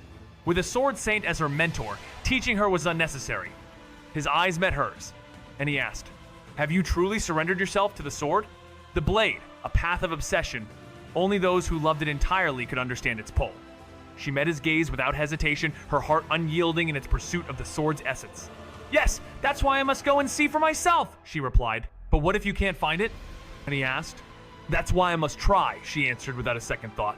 Lihao, burdened with the knowledge of how many had failed before her, asked, "Are you willing to sacrifice everything for something that may never be found?"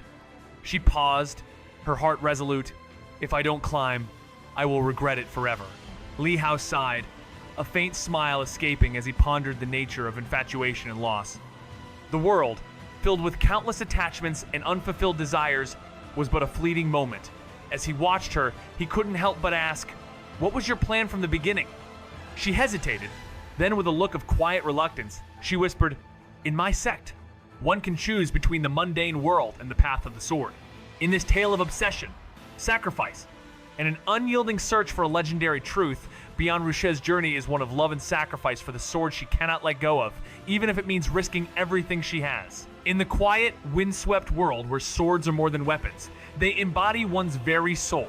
Bian Ruche's path is as clear as it is solitary. Her decision to return to the sword, leaving behind a future of marriage and family, reflects the singular devotion required to reach the pinnacle of her craft.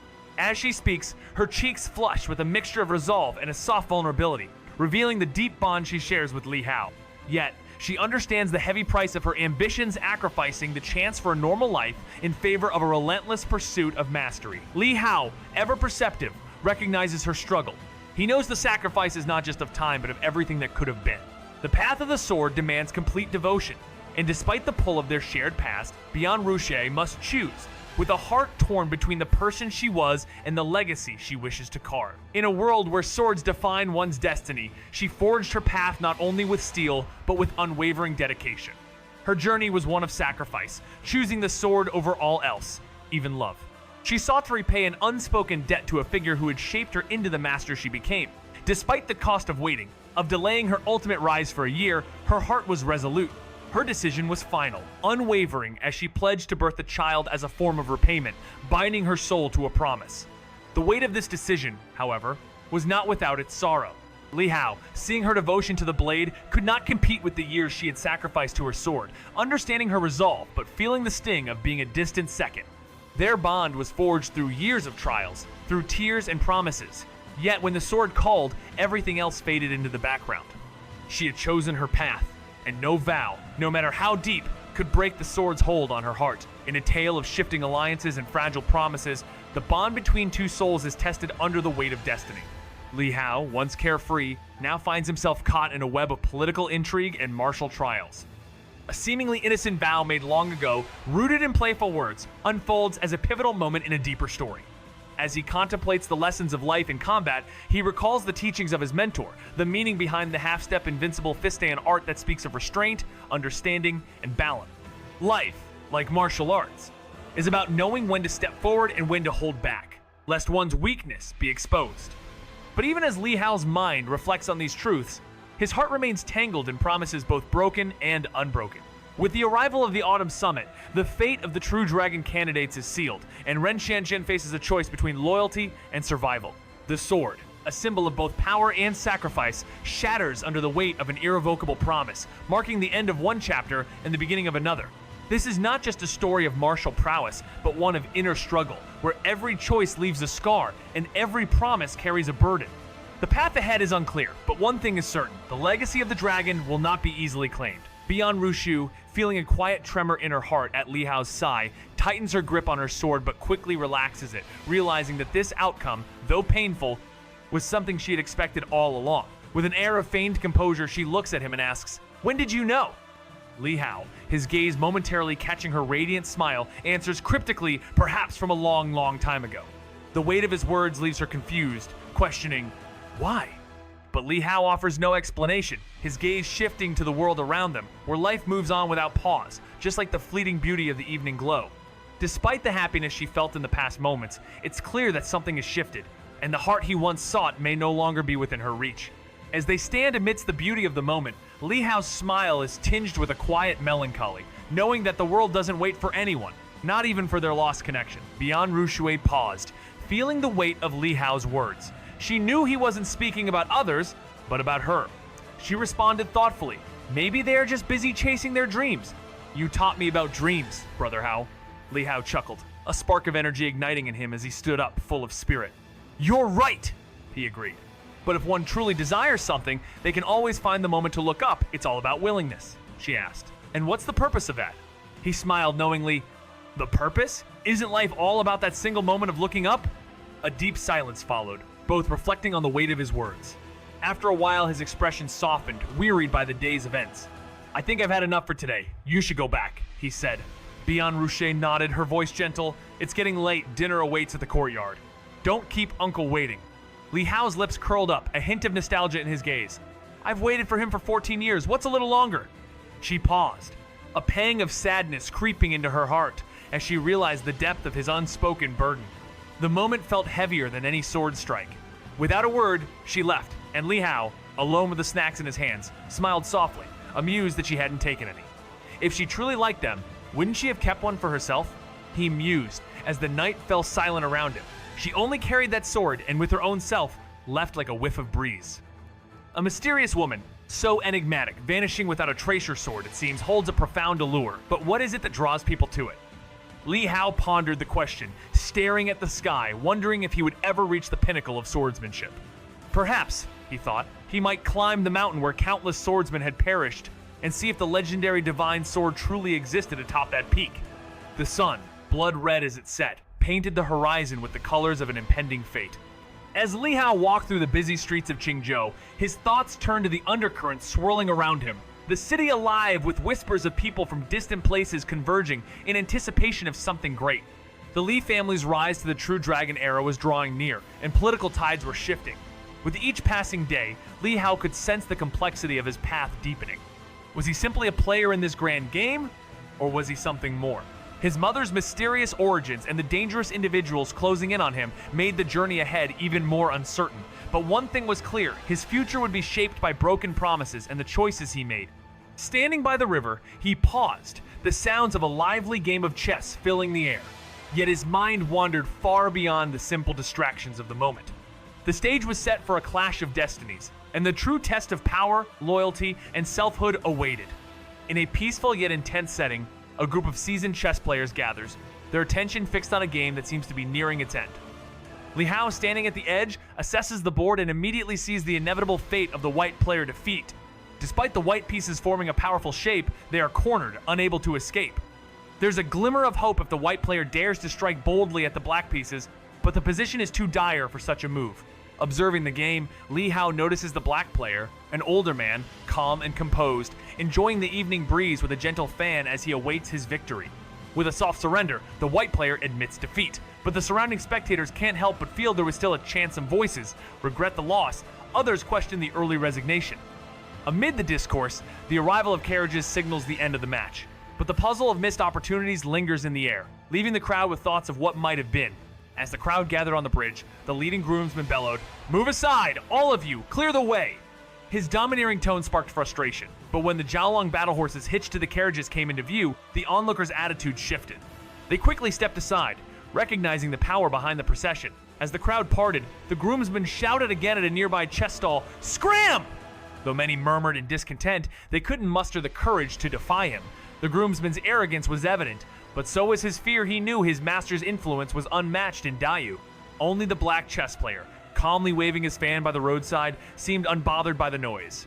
His two young companions, however, stood ready, their eyes flashing with intent.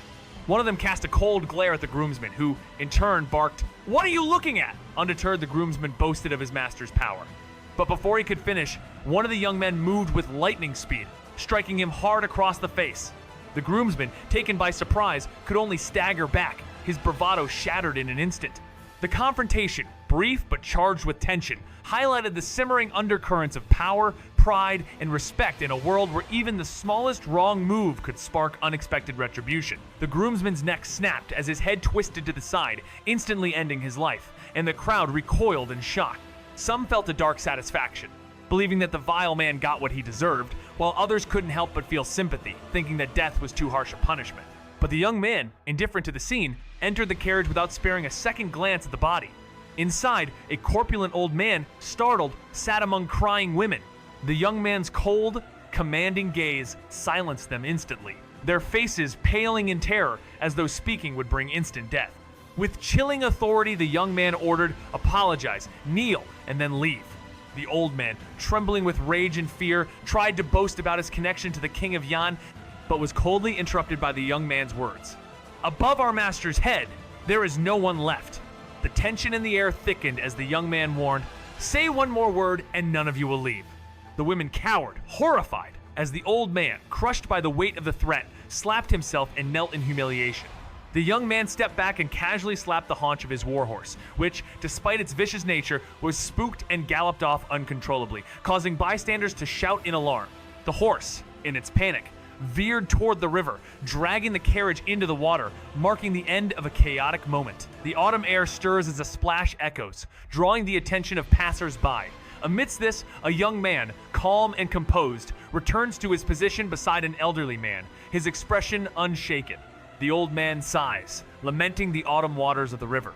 As he prepares to leave, his gaze catches the young man, who is absorbed in the game of chess, silently placing pieces on the board.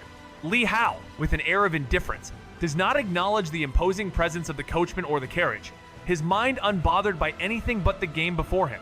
With deliberate precision, he arranges the white pieces, forming a claw of a dragon that tears through the black pieces, signaling the inevitable end of the match. It's not about continuing the game, it's about releasing his frustration, breaking free from the weight of the oppressive atmosphere. The elderly man notices this bold move, and for a moment, even the young men standing behind him freeze, unsure of what just occurred. One is ready to retaliate, but the elderly man raises his fan, halting him. "Young friend, do you know chess?"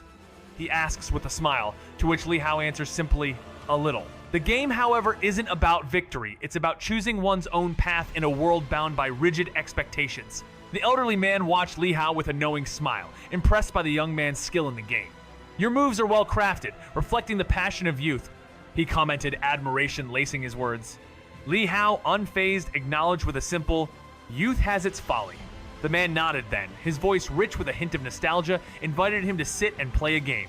After a brief hesitation, Lihao agreed, setting aside his snacks and toys. As he moved, revealing his finely embroidered clothes, and the jade pendant swaying from his waist, the elderly man's eyes narrowed.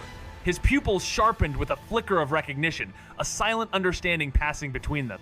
The two young men behind him exchanged glances, noting the significance of the jade, signaling the boy's mysterious background.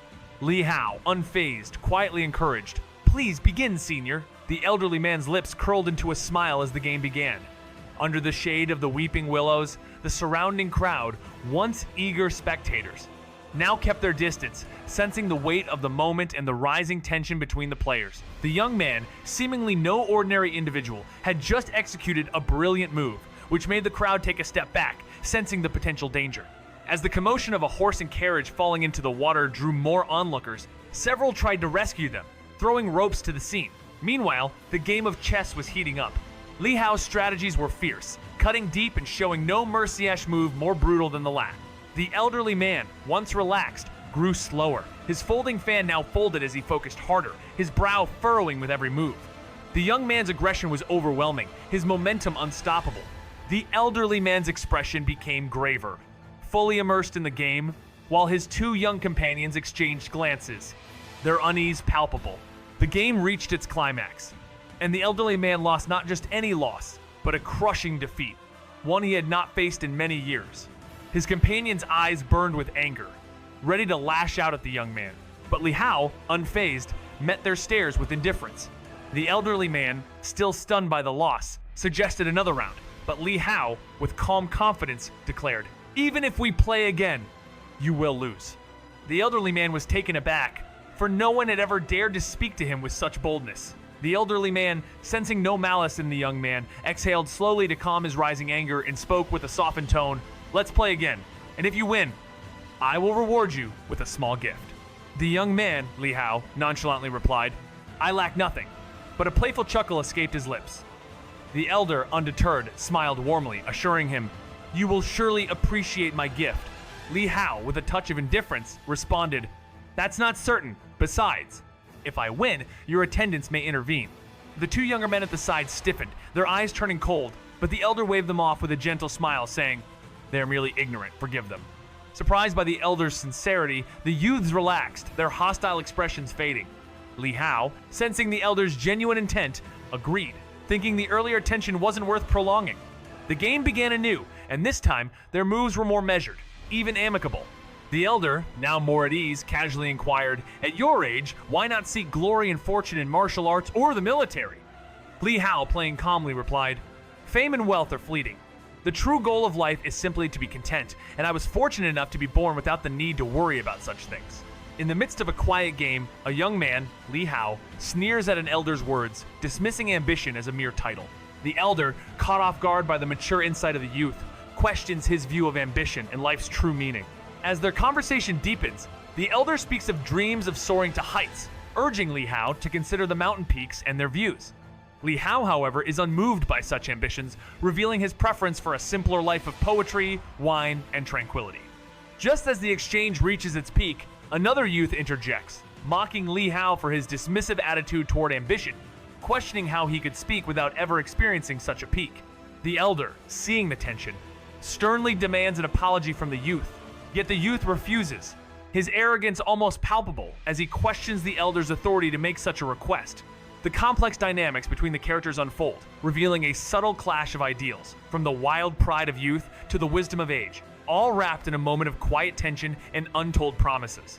The elder, with his frosty gaze, turned his attention to the youth, sending a chill down his spine. The young man, sweating, hastily apologized, fearing his words were out of line.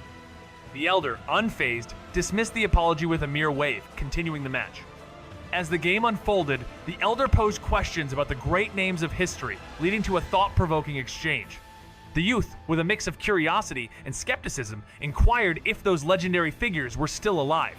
The elder paused, a silent laugh escaping his lips. The second game ended with Lihao's victory, his strategy far gentler, reflecting a deeper engagement with his opponent. Despite the elder's prowess, Lihao noted that there remained a gap between their skills. As the day came to a close, Lihao stood and prepared to leave, politely declining a gift the elder offered, confident that he lacked nothing. The elder, observing the young man's departure, chuckled softly to himself. In this world, who truly lacks nothing? He mused. Despite the young man's remarkable cultivation, the elder found him somewhat naive. The youth who had earlier apologized sneered at the retreating figure, dismissing the opportunity the young man had just let slip away. The elder, however, remained silent and gazed after the young man, a fleeting thought crossing his mind. If only this child were my son. He sighed and then remarked, his talent is beyond what you imagine. At just 14, to have mastered the chess Tao to such a degree and reached the 15 Li realm is astounding. The two youths fell into silence, acknowledging the magnitude of such an accomplishment, one they could not hope to match. As one of the youths teased the elder, complimenting his strategic mind across the world, the elder laughed heartily. Haha, indeed. But if I meet this young man again, I'll surely reclaim victory on the chessboard. With that, he walked away with a smile, satisfied and eager for the next encounter.